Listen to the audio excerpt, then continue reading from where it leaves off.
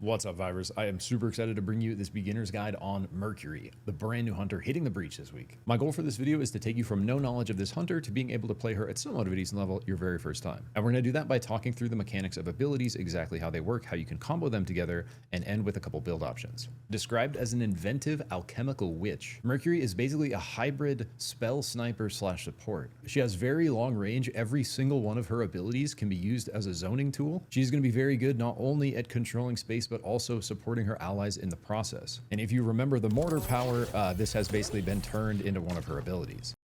All right, diving right in, let's start things off with her LMB, her primary fire, Firecracker lance. It says press to fire a rocket that deals damage and creates alchemical flames where it lands, damaging and slowing enemies in the area. So if we go ahead and shoot it once, we can see it leaves this little zone on the ground. So this zone, it's not only going to deal damage over time, it's also going to slow enemies. And we can also see I have a pretty generous range with this thing, right? With no items or anything built, no grips or anything. Do note there is a min range on this LMB. It's about right here, right? So you actually can't shoot this directly under yourself. Okay, then it says hold to charge up to 6 rockets at a time. So we can shoot one at a time. If we just left click it and you see this little gray bar kind of reloading right here, if I hold it, that gray bar will start to charge up and we can get up to 6 shots. As soon as we get to 6 shots, you see this like kind of glowing symbols and the cone, it's going to signify that you're fully charged. So even if you're playing against Mercury, this kind of fully loaded VFX with all these runes around her Firecracker cannon here are going to show you that she has all 6 shots loaded up. And then when I let go of LMB,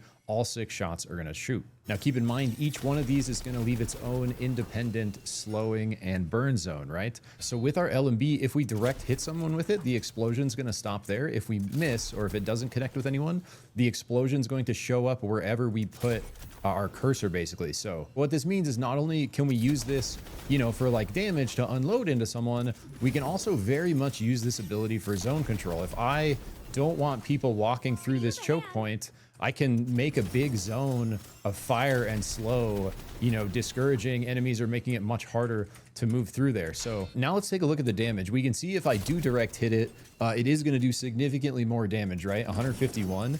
And there's going to be not any fall off on these bullets, right? Every one of my 6 shots that I have charged up is going to be the same amount of damage if I direct hit it. And then if we don't direct hit it, if this burn zone hits, it's going to be some percentage of that. We can see that was 65, right? Me hitting the explosion, that's 100. So basically the closer they are to the center of it with their feet, the more damage you're going to be dealing. You're going to be dealing the most damage when you actually get it directly under them, or you just like hit them in the face with it. And then we can see from there, regardless of where we hit it, the burn is going to be the same. So I can direct hit it, and it's going to burn for 41, or I can like hit it off to the side and it's still going to burn for 41 and slow, right? So the kind of zone that's left afterward, the dot and the slow, is always going to be the same damage, but the closer I am to actually direct hitting the rocket, the damage of the LMB will scale significantly. So the aiming of the LMB feels kind of wonky. In general, what I found is like you're really going to want to lead your shots and you're almost trying to shoot the ground like a little bit behind them, because what this does is if you miss, you're still going to hit him with the radius and the slow and the burn, rather than me aiming back here, right, where I wouldn't hit him with the slow and the radius and the burn if I miss, but I'm still trying to direct hit them, right? So I'm still trying to hit their body, but I'm aiming somewhere like a little behind them, right? So if I do miss, they still are going to get hit by that slow. And if I can connect to slow, it's going to make it that much easier to hit my follow-up shots, right? So you want to think about your Firecracker lance, you know, not just as a regular kind of LMB to shoot people and deal damage. It's also going to be a very powerful zone control tool. So we can use it in combination with our other abilities that are also very good for zoning to, you know, cut off choke points, like force enemies to be walking through slows and fires. If enemies are chasing us, we can very much be super annoying, leaving a giant path of slow and flame for them to have to catch up to us, right? So on top of this, you also have the zoning of your other abilities, right? All these things together, she is very hard to chase. She is going to be very strong at playing backward, especially when you consider the fact that when you pair the LMB with the shift, you get this, it feels very witch-like. It's very much like a witch on her broom, just like blasting back. And so not only can we use the LMB to deal damage, we can also use it for the slow and the zoning potential. We can also use it for the movement. As we can see, there is a little bit of impulse generated with the LMB, right? If I jump, pushes me back a little bit, not a crazy amount, right? But every shot seems to give you a little more juice. And so if I actually shift first and then let go of my LMB after having it fully charged, you're going to get significantly more kind of value out of the impulse generated from your LMB as opposed to just shifting, which is going to send you about that far, right? So real quick, going back to like attacking with the LMB, the only time you're really ever going to want to shoot just this one shot, from what I can tell, is if you just need like one shot to kill something. If you're looking for like a quick spike on someone, you know, there's certain situations where you need a quick bullet out, but this is certainly not your highest DPS. You only want to do this very situationally. Your highest DPS obviously is if you charge up your 6 shots, right? The downside to this is you suffer a pretty brutal move slow. So we can see 341 here when I'm charged up.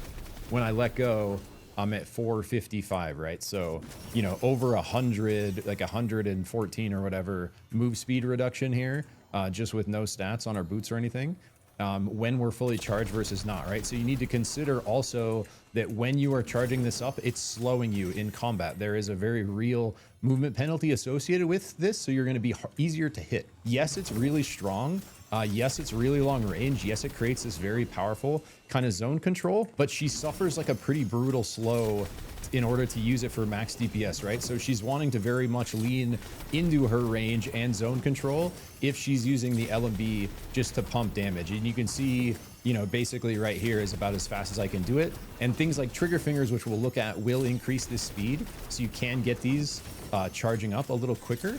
But in general, this is kind of like going to be your max burst tempo, but note it's coming with a move slow, and you can see the range is such that often you'll need to control out, and that comes with an even more intense move slow, right? So also keep that in mind. So we can shoot a single shot, we can fully charge it. What we can also do is basically like a halfway charge, and this is kind of like how you would use your LMB in like heated combat if you need your move speed to dodge still. So basically, if you look at my move speed over here as I'm charging up, see how the fall off happens across the first few shots? Like it's kind of not immediate, it kind of like ticks down. So basically what we can do is if we charge just to 3 and we shoot 3 shot bursts, we can sort of get decent amount of shots out while also kind of avoiding this move speed slow. And especially with like a little bit of jumping, like you can get a little bit of a better feeling rhythm without that crazy move speed slow that's inflicted from fully charging, while also still getting out a good amount of DPS and getting out enough shots to be able to, you know, get out areas of zone control, get out slows, get out burns, while also still moving, right? And I guess that's a perfect time to kind of look at the Schmove tech. So we can see the LMB does have a bit of an impulse. What we can actually do with this triple shot is if we're running away, we can get this little bunny hop action going where we can shoot and we're actually going to make up any kind of move speed slow from the backward impulse generated by actually shooting our LMB, right? So if you're running away from someone, it's basically like a 2-hop pattern like this. And basically what I'm trying to do is let go of the 3rd shot right at the top of my jump and then hop one more time. So it's basically 2 hops per shot like this. But it's just going to give you the ability to get out shots while kind of staying at max move speed and also running away, right? So if you're kind of kiting away, I think this, you know, without using any shifts or anything like that, this is going to be a good pattern for sort of moving and utilizing your LMB impulse to not get caught. So then like the full Schmovement tech with her would basically be to jump and then shift and then let go of your fully charged LMB right after you shift. And that's going to be kind of like the broomstick momentum we see here. And one thing I will say about her is she seems like she's going to be kind of tricky to play out over Abyss. The nature of this auto and the way you have to charge it up, you're going to need things like your shift to really be effective out here. I do think because of her range and the way she leaves these like zones in the air and the way she can kind of put this dot down over Abyss where other characters like can't really do that. I think she is going to be decently strong out here, but I think the nature of her autos, you're going to really want to be using her autos with her shift and that impulse in order to navigate the Abyss effectively. So the full version is basically going to be, you know, you're facing away from the direction you want to go because just like Shrike, she shifts backward. Fully charged shot, you're going to jump, you're going to press shift, and you're going to let go of your LMB as soon as you press shift. And then as soon as you kind of get to the end of the momentum of that LMB, you're going to turn around and whip out your glider like you saw me do right there. You see it again the other way. As soon as you shoot that last shot, give it a quick spin and go back in. And then if you have another shift when you're landing, right back into it. Shift coming back off cooldown. Like so. All right, let's use that opportunity to actually discuss her shift, because her shift is actually pretty deep and it's pretty integral to everything we've been talking about so far and will continue to be. So this is called Backblast. It has 2 charges. Blast backward and upward. Goes further if you have 3 or more Firecracker Lance LMB rockets charged. So we can see here, even if I don't let go of my shots, my shift is actually going to send me further because I have 3 or more shots charged. And we can see if I only charge 3 shots, I'm going to go basically the same distance back, right? So as soon as you're up to 3 in the chamber is when you kind of have the power to utilize this movement tech. And so if it's a tight spot, you don't actually have to wait till you're fully charged. You can just do a quick 1, 2, 3 and do kind of like a mini version of it like that, where it's not quite the same momentum as all 6, but it's going to be enough to get you away.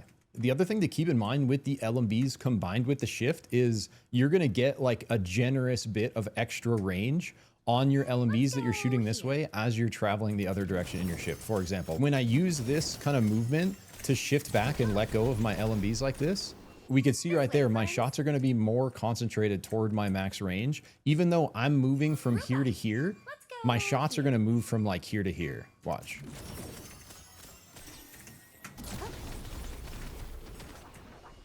So you're going to get like your first 5 shots in this much tighter window at the end of your range. And even though the 5th shot is coming out like here, it's still hitting like there, right? So you're going to have a lot of leniency when you're using this move tech to spray damage back like wherever you were coming from, kind of at max range, right? Especially if people are chasing you and you're like direct hitting those rockets as they're coming after you, you're going to be able to inflict a lot of pain as you are gaining space. We can see here this middle line that we haven't looked at yet. Nearby enemies are blasted back and stunned if they hit a wall. So we can see when I use my shift, I mentioned this at the very beginning, there's this like explosion radius right here.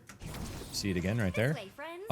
If we have this fully upgraded, that's going to leave a smoke bomb. You're going to leave this little cloud behind, this little healing cloud after you, every time you shift, right? So for a build that's leaning more into like shifting a lot, like building bunny paw or something, you might end up getting more value out of this than like a reduced cooldown and duration on your big version of that, which we're going to get to in a minute. But basically we can see here around this explosion that happens when I shift, it's going to generate impulse, whether I have that upgrade or not, right? So if Shrike is right next to me and I press shift, it's going to knock her all the way back. And we see right there, if she connects with a wall, she's going to get this short stun that goes through as well. This is going to be really good for keeping space, right? When someone's right on top of me, using your shift to bump them back while simultaneously bumping you back in opposite directions is going to be very good for kind of keeping space for all of your, very long range abilities. However, we are going to be able to use this a little offensively even for our combos, where if we do find ourselves in a situation where someone is close to us and a wall is closer, we can do things like, kind of like one-shot combo where we just instantly dump a bunch of damage and basically guarantee our mortar because we have that stun on the wall. So the other thing that's important to realize about this one is you can not only knock people away from you, you can also knock them left and right. So if I aim my shift box here, I can also knock Shrike left right there, right? I could also, if I'm shifting like this, knock her kind of to the right. And so basically based on where they are compared to that explosion is going to determine like which angle you actually knock them back, right? So not only are we using our shift to get space and peel for ourselves, we're also using it a bit offensively to look for these wall stun angles. And by the way, if we have our LMB fully charged, we can let that thing rip into that wall stun. All right, that's the shift. Now let's talk about the LMB, the magic mortar. And this is basically the mortar power. If you remember the mortar power from open beta or any time before that, it has been basically removed and added to her kit as an R&B, and it behaves very similar to the mortar. The main difference, and the thing you really need to pay attention to with this, is this bottom line here. You are slowed and vulnerable during the warm-up. And we can see that pop up right here, that heart over my head. That basically means I'm taking increased damage from all sources. So let's read the full thing here. Hold to pull the camera back and gain range, then release to fire a magical mortar that deals damage after a brief delay. The explosion has fall-off damage, has 2 charges. You are slowed and vulnerable during the warm-up. So what it means by damage fall-off is essentially the closer you hit to the middle here, the more damage you're going to do. So we can see right there, I did 563, right? Now, if I hit her a little more on the outside, 563, a little more, 502. So right there is kind of, you can see the difference of where it starts to drop off. It's kind of like right on the outside of that little inner circle. 461 right there, a little further out. 282, we can see it just went away from being yellow, right? So it's kind of showing at this point we're out of like the sweet spot. We're in this, see this like outer ring that forms right here, like in the kind of runes. It seems like once you're outside of that outer ring, the damage turns white, right? So if you hit him kind of anywhere on the edge, you're going to get a white number, 293 right there. But anywhere kind of in this middle symbol, you're going to get either the full, that was full damage.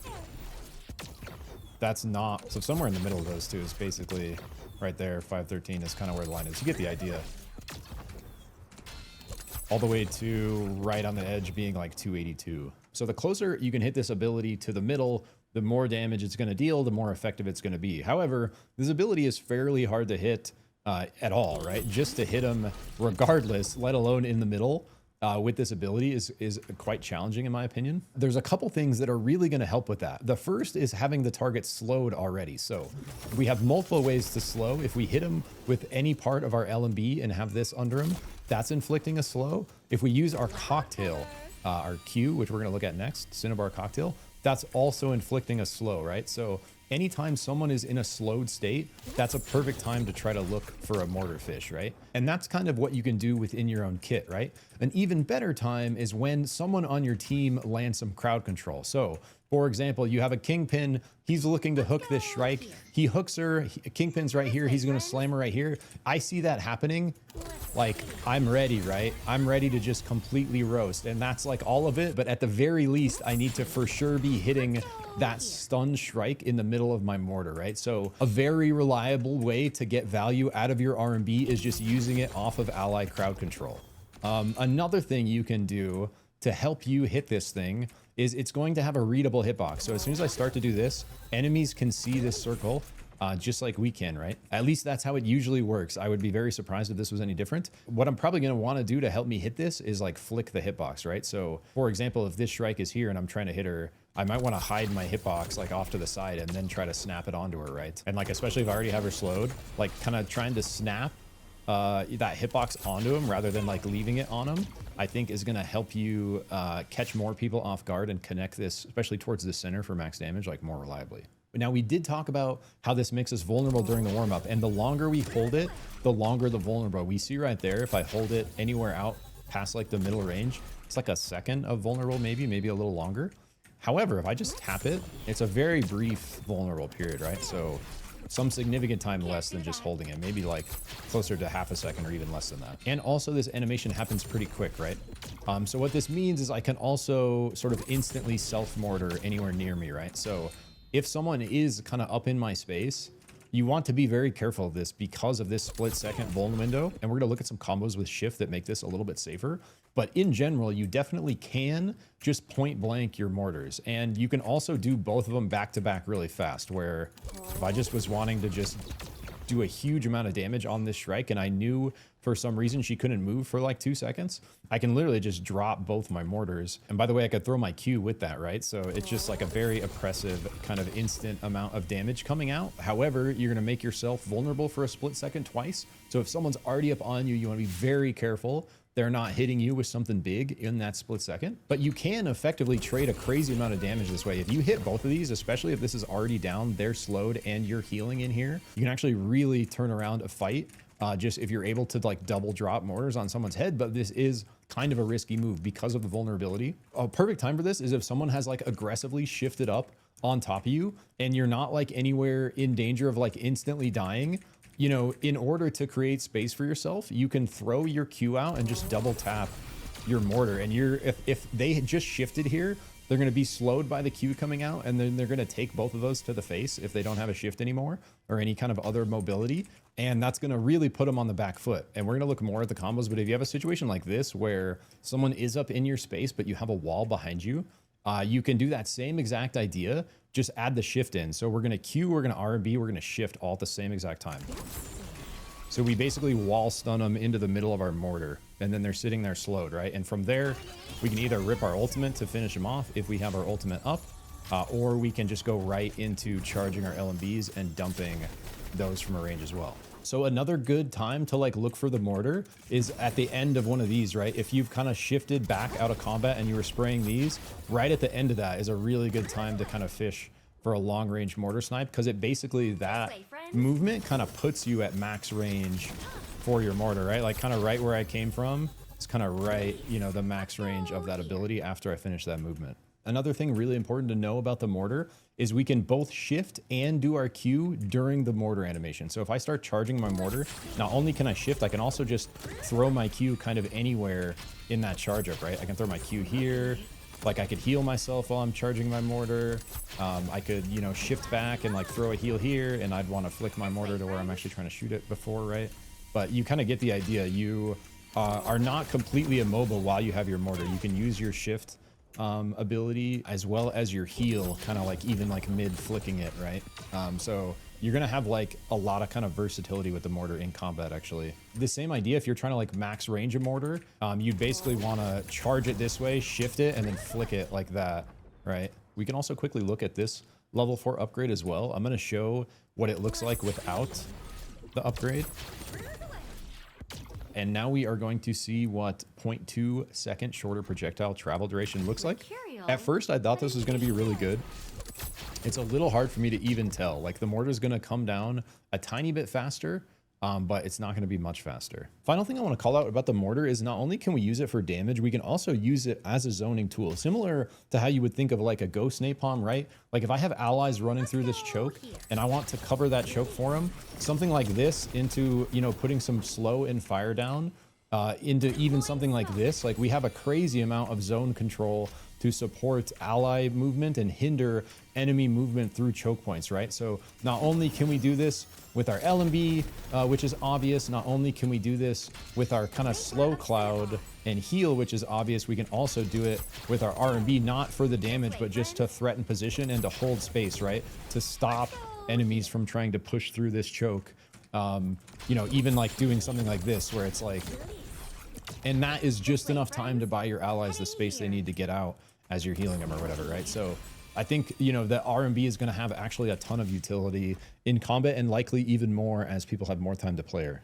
All right, perfect time to dive into her Q, her special that we were just looking at, Cinnabar Cocktail. It says, lob an elixir that creates a cloud of alchemical smoke where it lands, slowing enemies while periodically healing yourself and allies for some value. So at its core, it slows enemies and it heals allies. So no, it doesn't do damage to enemies, it just slows them. However, it has some crucial wisp interaction. It says ally wisps inside the cloud will begin to revive. So we can use this. If an ally wisp is here, we can throw our flask. Any ally wisps in here will begin to resurrect, just like a GA. And the opposite interaction for enemies, it says enemy wisps inside the cloud are cremated, increasing the time it takes to revive them. So similar to like Shrike Bird Bomb, you are going to be able to slow down enemies rezzing wisps as well. So if an enemy is on a wisp trying to res them, not only can you slow their movement to try to engage on them, you can also double the time it takes to bring that wisp back if you react quickly. Now, if we just take a look at the healing on this thing without any kind of items built or anything, it's a pretty dang strong heal. I can see if we're in the zone, we're genning quite a bit. And this is with it not upgraded. At least right now, from the little bit of gameplay I've been able to do, I think this upgraded version of Cinnabar Cocktail is extremely strong. So check this out. With no cooldown reduction at level 3, this is how long it's going to last.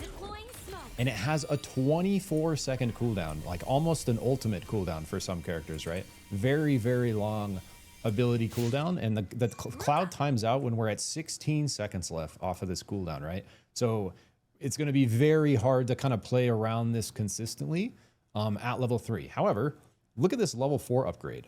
Plus 4 seconds to the smoke duration, and then 9 seconds off the cooldown. So it's going to drop us from 24 to 15 seconds before any ability haste or anything, right? And it's going to extend the smoke for 4 seconds. So now it's going to be much more realistic, like we were kind of talking about, to play around this cloud and just like keep it up versus what we just looked at before, where there's literally a 16-second gap before we can use it again. Yes, it's positional, like where we'll need to be, you know, kind of wherever it's at. But this also heals allies. It also slows. It's also very good to just play around in general as a zoning tool, right?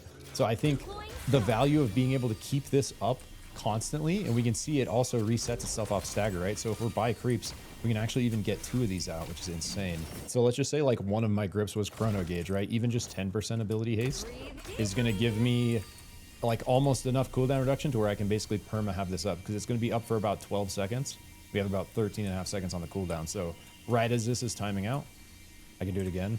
Can't do that. And, you know, with even a little bit more CDR, like let's say this was upgraded or I had like time staff or something, you actually are just going to be able to keep it up, right? So I throw it down and by the time this cooldown's up, this cloud still exists. So the more kind of cooldown reduction you have, if you're running a level 4 cocktail, the more overlap you can actually have on having multiple clouds out at once, right?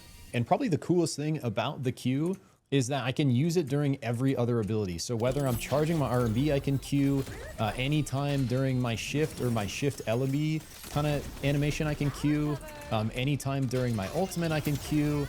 And so you have a lot of options of when and how you throw this thing out. And something I found myself doing kind of instinctively is using it very much for the slow on enemies and then kind of playing into it for the heal afterward. But using it as a slow effect, either to help me get more auto slows through or to help me hit my R&B while kind of simultaneously like pushing up into it and looking to play around it, have felt like a pretty kind of just like, you know, easy use case for it.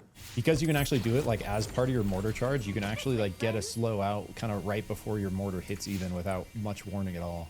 And then we just kind of talked about this right before we came to Cinnabar Cocktail, but it can also be very powerful just as a zoning tool. If allies are retreating through this choke and enemies are chasing them, using this for the slow on enemies combined with the heal and forcing people to move through that, not only move through that, right, but move through an area of your burning and slows kind of on top of it. Like you have a lot of potential to create these areas of zone control that, you know, help allies and hinder enemies moving in between chokes and like across terrain. All right, now finally getting to what is definitely her most powerful ability. And that kind of makes sense because it's an ultimate, but it's also probably, you know, it's hard to tell because I've been playing her in isolation, but it seems like the strongest ultimate in the game, maybe. It's an insanely powerful ult. We can see base here on a 35-second cooldown. It's a giant laser beam of consistent damage, and it also heals you and heal allies. So not only is it a giant laser beam of damage, it's also a giant heal beam for allies, and it's also healing you for the entire duration that it's going, right? And so the main thing to think about here is it does have a pretty intense like yaw lock. Like if I press it, I can't spin very fast at all. So you're very much going to want to be using it, you know, in a direction that you know you can kind of stay in that direction. You can shift during it. So if like people are coming up on me and I want to keep them more in a line, you can shift back, you can shift forward, right? So knowing kind of like, you know, when you would maybe want to like kind of shift this into is going to be kind of clutch. And it lasts like a pretty long time, a solid like 5 seconds, right? 1, 2, 3, 4, 5. Yeah, it's actually an eternity. So pretty obviously this is just really good at blasting people and saving your allies, right? So in any kind of situation, like let's just go back to the situation where, you know, our allies are kind of retreating through this choke point. We're trying to cover for them. You know, especially if enemies are chasing anyone in any sort of a line, she is really going to benefit from, you know, this ultimate because you're kind of just cleaving an hour long in practice tool. But yeah, besides that, like a pretty straightforward, like just very strong ability. We're going to show using it in like a couple combos here in a second. But just kind of knowing that it's got this move speed slow, the yaw lock, and you can shift it are probably going to be kind of the most important things to keep in mind. The other thing is it does not kind of give you any horizontal, right? So if you are using it over Abyss, you really want to make sure you have at least one shift up, if not both, so that you can, you know, kind of keep using it and maybe using it toward the top of a feather so you can kind of ride that upward momentum, right? Because you can see, like, I basically have to glide cancel the end of it still with just one shift. Oh, and yeah, other thing, like, we can throw our Q during this, right? So if we need to get a slow out anytime, even after we've started kind of channeling this already. And that's probably going to be, like, a pretty good play in general, where if you're looking to use your ultimate, you want to kind of throw this on everyone to slow them, and then they're going to be slowed, and it's going to be easier to kind of keep them in the laser beam, right? And you're getting like double heal value on any allies in there. And if you're ever in a situation where you need to shift this thing in, you can do it off the back of the little bit of Schmovement tech we talked about. Just make sure you pivot your camera and cast R facing this way so you don't get the yaw lock before you're facing in the direction you want, right? All right, now our final ability is our passive, and it's honestly like kind of easy to miss. I almost missed it in this video because it's not super obvious and it doesn't interact directly with your kit. However, it very much will come into play when you get knocked. So we can see it's called Contingency Vial. It has a 25-second cooldown. On death, create a small cloud of Cinnabar cocktail smoke, which is this guy. should have the same behavior where it slows enemies, heals allies, cremates enemy wisps, and revive ally wisps. However, in addition to allies, this smoke will gradually revive your wisp as well unless an enemy interrupts it. So basically, as soon as you go down, one of these is going to pop on you. Your wisp is going to start auto-rezzing, and the main way it can get stopped is if an enemy runs up to you and stands on you to cancel that res. Let's say that does happen and you already had like a Q out over here and then that enemy moves on and your wisp is still alive. You might even be able to roll into some pre-existing Cinnabar cocktail to finish the res or restart the GA effect. I'm not sure, to be honest. But either way, this is going to make you want to lean even more into kind of like your range and space hauling, where if you do go down, maybe you have, you know, enough kind of like zone control out to hold enemies off for long enough for you to self-revive, you know, in your little smoke cloud here before they can kind of close the distance. But I think it's going to be like a really interesting passive. It's going to basically give her a second life unless someone can stop it. And I think, you know, that alone as a passive is going to end up being very strong unless people like are consciously pushing and playing around it. All right, that's a perfect spot to go through a couple of the combos here. There are not nearly as many combos on her as there are on kind of other hunters. I had to get pretty creative to kind of find some. I like thinking in combos because they basically gives you reliable ways to execute your abilities in certain situations. These combos we're going to look at with her are a little more niche, where they're going to work well in specific situations, but not kind of globally, right? So the first combo is just basically a really easy one to get space, and all we're going to do is shift and throw our Q at the same exact time, and we're trying to basically put them right in the middle of our Q from where they get bumped back from our shift. So something like this.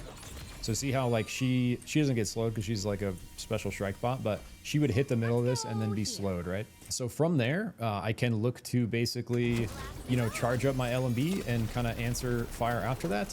Or I can look to charge up a mortar shot. So once we've bumped them back and thrown our Q, we can instantly, while we're in the air kind of traveling, start charging our mortar. So this is like kind of a V1 of if you do knock them back into this cloud right in the middle and they're slowed, it's going to be much easier to hit your mortar.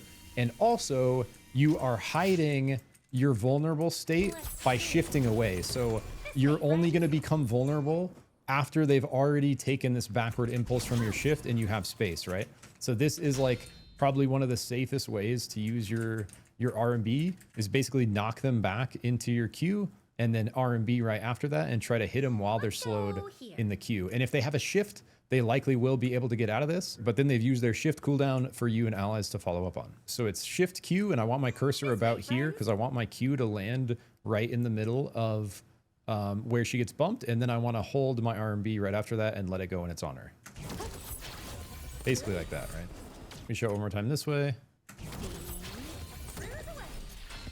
Now, a stronger version of that that's more situational is if they are about this distance, anywhere between this distance and right next to a wall and you, anytime anyone moves kind of in this window between you and a wall, you can do all three of those things together. So I can Q, I can R&B, and I can shift all at the same exact time, all three inputs at once. And then it's going to push her back into this wall, fire my mortar, and throw my Q. And my mortar is going to hit because she's wall stunned.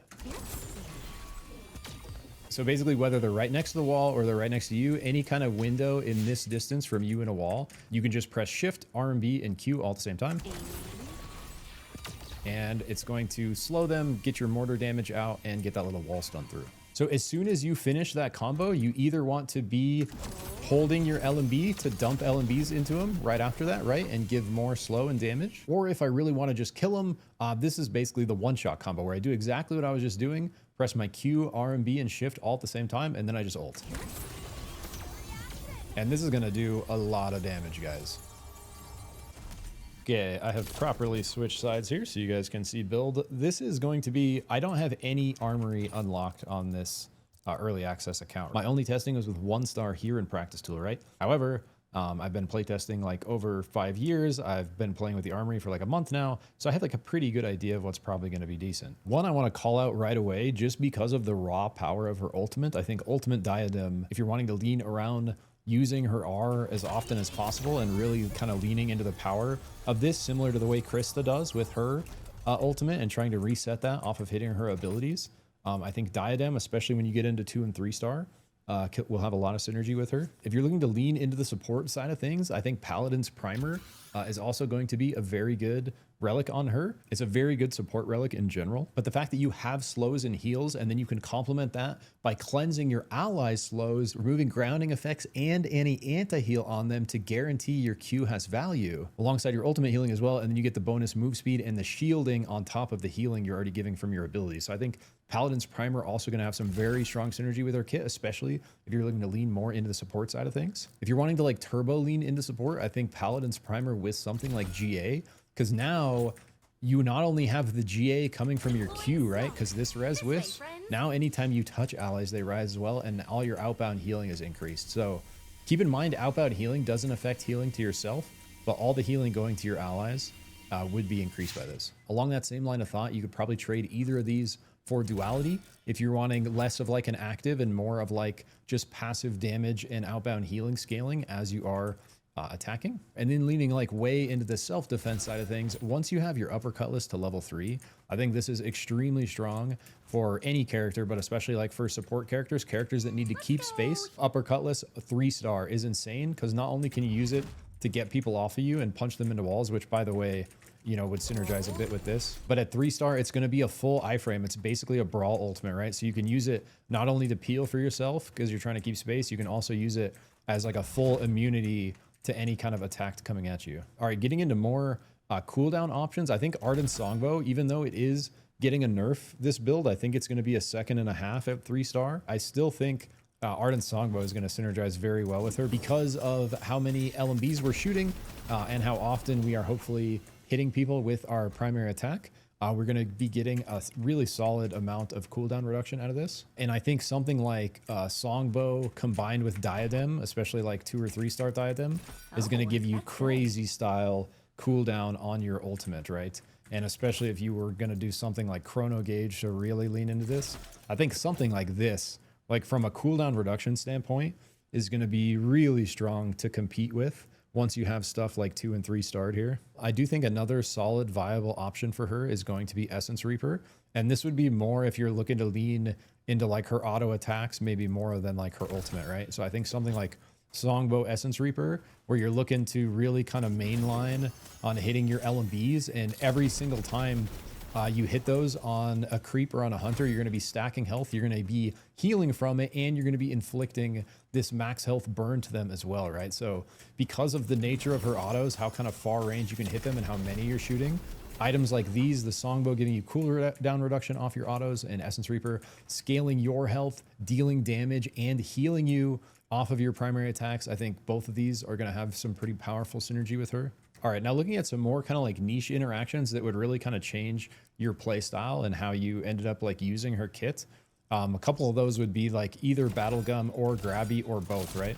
And this is basically going to give you what Battlegum gives you. It gives you the ability to guarantee to hit your mortar, basically, because what you can do is you can bungee someone and you can pre-fire your mortar like into a wall. Well, it doesn't work on Strikebot. But basically, if I don't suck enough to actually hit this and then do something like this, you can basically guarantee your mortar shot charge. Obviously, you want to be careful about the vulnerability you give yourself, but you can use, especially if you get good at using Battlegum, you can basically use it to guarantee the center of your mortar shot. Not only that, once they get pulled in there, you can also wall stun them if you're close enough to belly bump, right? I think another one that's just like overall strong on a lot of hunters that you can build if you're not really sure what else to build, or if you have this at a high star level, is the Isocron's Time Staff, just because of how valuable cooldown reduction is going to be for her. If you were looking to just lean into like all cooldown reduction, you could like drop Diadem for Time Staff and then just be really kind of leaning more into that full CDR look. I did actually test out this same kind of idea with Resonating Idol. It does look like there was a nerf through to Resonating Idol where fully stacked it only does 30% now instead of 50%. So like the idea was like doing this with something like R&B Max, right? And being able to have like a really fast mortar just firing over and over again. So we can see this is cool, but even fully upgraded, we're still like a 6-second cooldown. So we're gonna get, you know, way more mortars than we otherwise could, but it's not like we're gonna have unlimited mortars, right? It's still gonna be like 1 mortar every like 6 seconds, even with 10 resonance stacks, even with Time Staff, even with Chrono Gauge. Obviously these are all 1-star, right? But just going to kind of show you the Resonating Idol nerf, it's not gonna quite give you what it maybe would have before with trying to like do like a perma mortar thing. Last things I'll mention here is I do think that she could have like a very strong kind of like primary attack like auto build. And because of how long range and kind of already oppressive her LMBs are, I think something like Refractor could be very strong. And I think this could pair with a couple different things. If you're looking for a full damage look, I think it could pair with Sunweaver pretty decently. And I think Sunweaver will have pretty decent synergy with her kit as well. You get the ability damage boost and then the extra missiles coming through. I think probably a little better than Sunweaver even with Refractor is going to be something like Sword of the Seven Suns, because this is going to give you that all damage increase, not only to your LMBs, but also all the rest of your damage, all your abilities and everything else as well. I think if you are looking to lean into the autos, something like Essence Reaper, Refractor is going to be very, very strong. It's going to make any one of these LMBs you hit do the bounce. It's going to give you the attack damage underneath that scales with the star level.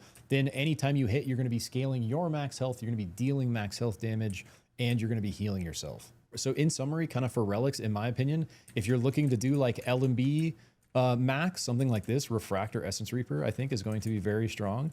If you're looking to do more like overall playing around your abilities and cooldown reduction, I think Songbow Diadem is going to be very hard to beat, especially at 3-star. Last cool one that I do want to call out here that is only going to be cool once you get it to 3-star, because remember, before 3-star, any amount of impulse is going to cancel your hoverwings, right? So if I try to hoverwings and then LMB, it cancels it, right? But once I get hoverwings to 3-star, it doesn't cancel from any kind of impulse. So I'm probably not going to be able to show this, but basically you could do the same thing with your shift LMB, except you could hover wings, and you could even without your shift hover wings and generate impulse from your LMB and use that to like speed up your hover wings. So I think hover wings, especially if you like playing her backward and you're really good, you know, at kind of kiting and stuff, I think hover wings is going to have a ton of viability on her. And I think it's especially going to make her Abyss play much more kind of comfortable. However, you really are going to want the level 3, right? Because without the level 3, if you just LMB at all, it's just going to instantly cancel it and you're not going to get any value. Where with the level 3, not only can you be LMBing for damage, you can also be using the LMB to generate impulse to push you faster in the wings, right? So I think hover wings definitely could be really cool. Okay, so those are the relics. Now let's take a look at grips here real quick. And I think obviously, like, again, different grips are going to kind of work with different setups. So let's look at a couple kind of like obvious ones that might fit some of the relics we were looking at. So for example, let's say we were playing more of support style Mercury, and we were doing something like Paladin's Primer, Duality, or even Guardian Angel, right? Because we're boosting the value of our outgoing healing, it's going to make things like Bubble Frog like more valuable, as well as Fate Tech Claw is going to stack very nicely. So something like this, like a full support setup, I think something like a Bubble Frog Fate Tech Claw going to be very strong. And I think Fate Tech Claw synergizes like perfectly with Duality, because you're kind of leaning into both your ability damage as well as your healing. If you don't care as much about like the utility of Paladin's Primer and you want max outbound healing, you'd probably want to grab GA instead, because now you have 10% outbound healing here. You can stack this up to 15% extra outbound healing. This gets to like 11% outbound healing at 3-star. And then all that extra outbound healing on top of this 10% from Bubble Frog is going to apply that much bigger of a shield, right? Because the bigger your heal, this 20% of the shield value is going to scale off of the heal value. So a look like this, I think, would be really good for like full outbound healing support. And you'd either want to play this setup with the Q max to kind of keep this heal cloud up at all times, or if you're kind of like wanting to be more mobile or like more on the run and support your allies from afar, you could also try it with the shift max, just to be leaving these kind of portable, you know, slows and heals back for allies anytime you dash away.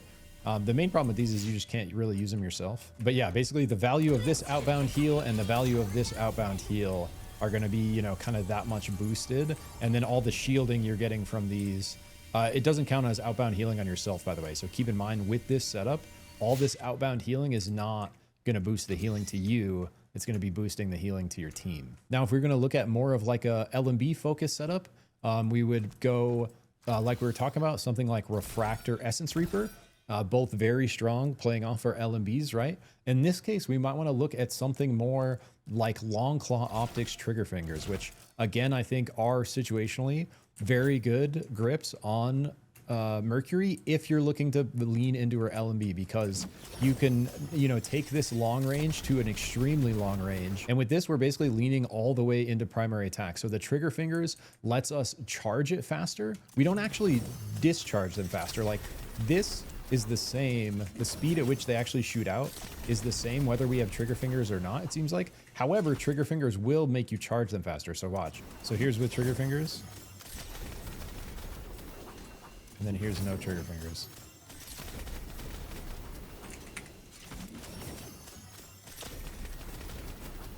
And this is only 1-star trigger fingers, right? But even with just 1-star trigger fingers, you can definitely notice a bit of a difference in how long it takes me to charge. And same thing with the range, right? Where my range basically goes from, you know, here to here. And so I can extend my zone control out that much further. And remember, anytime I'm hitting my LMBs in this build, sending out this refractor spread damage, right? And I'm also scaling my max health, healing myself, and damaging them for a little bit from the Essence Reaper proc. So basically using these two grips to enable more LMB hitting more reliably. This build is going to be very strong for like playing backward and trying to never get caught and just unloading, you know, an aggressive amount of damage as you're kind of like peeling away. All right, we'll close with what I think is probably going to be the most like overall powerful setup on her, at least from the little bit I've been able to test. And that's going to be Songbow with Diadem, with Chrono Gauge on top of Bunny Paw. And basically without building any base CDR besides what's on our Chrono Gauge, this is going to give us an insane amount of cooldown reduction on our abilities. Our abilities are going to give us big cooldown reduction on our ultimate. And then we are going to have this bit of base ability haste, and all of our abilities are reducing our abilities cooldown from the Chrono proc. And then on top of all that, we have the extra dash haste and movement speed of Rabbit Paw. Because of how important this LMB movement feels, we're not really utilizing the move speed from Bunny Paw. We're mainly utilizing this move speed dash haste, right? And I think you could basically drop Bunny Paw if you felt like that wasn't that valuable. Drop Bunny Paw for Burning Palm. I think this will probably end up being like my favorite setup because I'm just usually more of like a glass cannon kind of guy.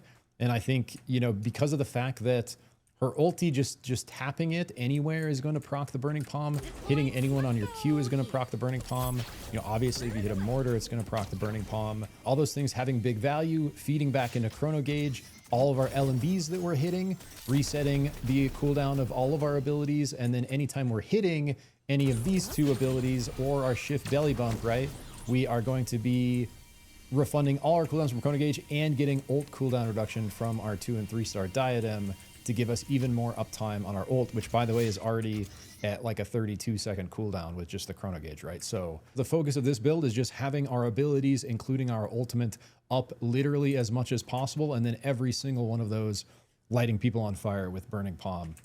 I think is going to be quite strong. Keep in mind, this setup is not going to be nearly as good at 1-star. I don't think you want to start running this build until you have both of these at 2-star.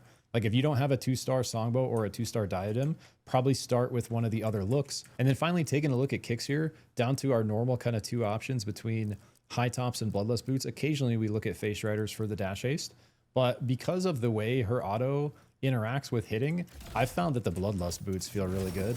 The way anytime you hit even a little bit of the fire from her auto, like the zone left behind, it's going to scale the Bloodlust, right? So you can scale Bloodlust, like even if I just hit her once, basically hitting kind of like any amount of these autos is going to like stack your Bloodlust like very fast here, right? So the main reason you wouldn't want to run Bloodlust Boots is if you wanted like more dash value out of the Schmovement tech we looked at. So if you were looking to run High Tops, it would basically be to get it further with this.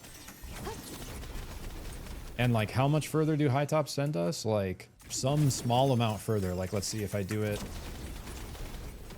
I land here, right? So like I land a little bit shorter, but you know, maybe not enough to trade away this amount of movement speed in combat, right? All right, closing out, taking a look at perks. There are a few perks that I think are just very strong on like most hunters that are looking to deal damage. I actually have no idea what her mana is going to feel like, so I'm not sure if you're going to need anything like a dash engine or like an amplified mana rune. I think Armor Shredder is going to be very strong because of her range. I think Farsight is going to be very strong. Looking to, you know, kind of get vision on where you're even trying to shoot your mortar. And for the same reason, Armor Shredder is really strong. Like Regenerative Armor is also just a kind of a strong go-to one as well to keep your armor topped off when you're not in combat. I think because of the amount we're looking to scale our ability haste, and because we're not building that much base ability haste, I think this Amplified Haste rune is also going to be very good on Mercury. And then on the support side of things, we also have the obvious 2 kind of heal runes, right? Where we can make healing applied to ourselves 10% more effective. We can also make healing applied to allies 10% more effective. I think both of those are going to be quite strong. And then obviously there's a lot of really good exotics. I think there's some other ones that are situationally going to be very useful. Things like Thermal Suit, Amphibian, Nocturnal. Grace is another one because of the fact that you can heal and you're playing max range. I think Grace also going to be quite strong on her. But if I had to kind of pick like a top 5 without exotics included, just to like go to reliably, it would probably be basically in this order where I would get Armor Shredder first, and then I would scoop Farsight, and then I would probably scoop Amplified Haste. And then to close it out, I would probably do healing on myself because I can't scale that any other way. And then I would do healing on others. And this would go up a lot in prio if I was doing more of like a support build. I'd probably scoop this closer to first, right? Even if you're running an offensive build, I still think these 5 are going to be very strong on her. And, you know, if you're leaning more into like solo play, you drop the team heal one and keep the one to heal yourself for more, right? Or vice versa, depending on what you're trying to do. Boom, that's it for this one. Now I'm on both sides. What the hell? That is all I got for this one. So I hope you guys enjoyed. I hope you found that valuable. This is everything I was able to figure out about Mercury in the kind of 24 hours of early access that I had to her. Thank you, Theorycraft. But from what I've been able to gather, she seems really cool, really fun. I definitely will be streaming and playing her at least for the next couple days like I did with Wukong. So if you're interested in hanging out, seeing what some of her gameplay looks like more in action, you can find me live daily at Zikrik with a 0 instead of a O, because someone took my name. So definitely come by, say what's up, and I really just hope you have a super fun time playing Mercury. With that, I just want to thank you so much for watching, remind you to take care of yourself, and keep vibing. I'll catch you in the next one. Peace.